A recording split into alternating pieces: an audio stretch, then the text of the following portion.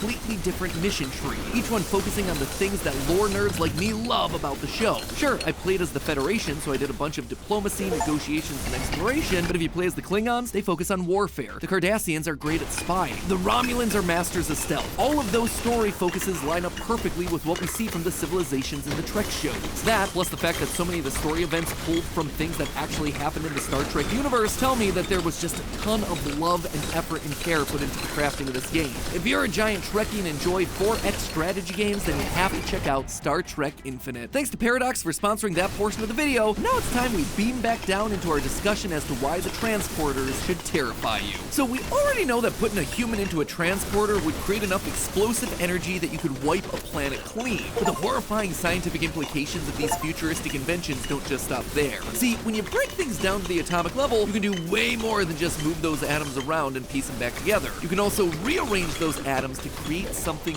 brand new. And we see this concept used all the time in the form of Star Trek's replicators. A replicator is a machine that can create and recycle things. Replicators were originally used to synthesize meals on demand, but in later series, they were used to create larger non-food items. As Commander Riker explains, "You've seen something as fresh and tasty as meat, but inorganically materialized out of patterns used by our transporters." Materialized by our transporters. So the replicators are using the same matter-to-energy conversion technology. It's taking an existing reservoir of matter and energy and using those components as building blocks to copy a pattern stored in the computer of whatever item you want. Say, for instance, a nice juicy steak. It's kind of a lot like a 3D printer. But then where are they getting all that matter from? Obviously, they don't have some other steak in some other room teleporting onto your plate, and they're not creating matter from nothing because that's scientifically impossible. It has to come from somewhere. So where's that steak from? Who? Crapola. We actually learned this in Star Trek Discovery. It's made of our That's the base material that we use in our replicators. We deconstruct it to the atomic level and reform the atom. Pretty good for...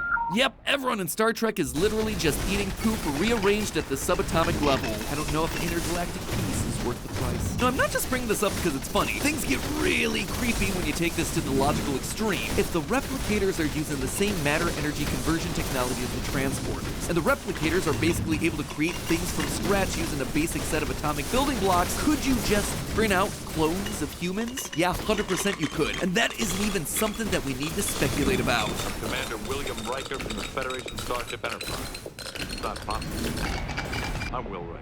Yeah, this happens multiple times throughout the course of the franchise with varying results. Brad Boimler's cloned in a transporter accident in Star Trek Lower Decks. Captain Kirk was also split in two during the episode The Enemy Within, which not only cloned his body, but divided his personality between them. The most famous example of this, though, is a transporter accident from The Next Generation and the episode Second Chances, where you see William Riker materialize both on the Enterprise and back on the planet that he was being transported from. This second Will Riker was more or less his own person, taking on the name Thomas Riker, complete with a personality distinct from Will based on their different experiences after being split. This, of course, prompts a lot of philosophical questions raised by the fan base. Even the show isn't sure which one of these is quote-unquote real.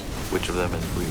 Well, that's the thing. Both. We were both materialized from complete pattern. But even if we don't want to get philosophical about this, think of the practical ramifications here. What's to stop someone from modifying a transporter and making a clone of someone? Anyone they wanted, at any time they wanted. That person would have no paper trail. No one would know they exist, and that has some dark complications. They'd be a perfect assassin, a perfect alibi, a perfect victim. That right there, that is horrifying. Most importantly of all, the transporter clone would absolutely be made of poop. And not only can transporters make copies, they can also create new life. In the Voyager episode Tuvix, two of the ship's crew, Tuvok and Neelix, are accidentally combined into a single life form after a transport gone wrong. This new creature is named Tuvix.